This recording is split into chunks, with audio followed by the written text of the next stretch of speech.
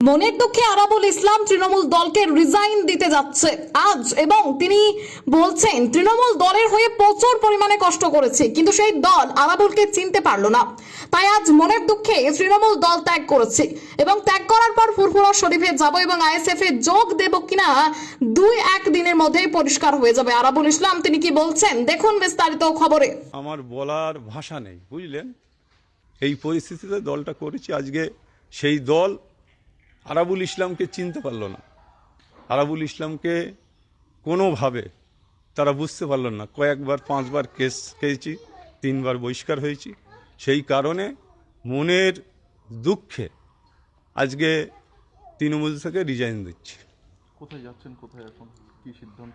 এখন আমি ফুরফুরাতে যাব। আমার হুজুর, আমার নিজস্ব হুজুর আছে, তানার কাছে যাব, তানার সাথে কথা বলবো, তারপরে ব্যাক করব। পরবর্তী পদক্ষেপ কি জনতা উন্নয়ন পার্টি না আইএসএফ? না, এখন কিছু বলবো না, এটা ঠিক সময় আমি বলবো। পরিস্থিতি হলে বলবো।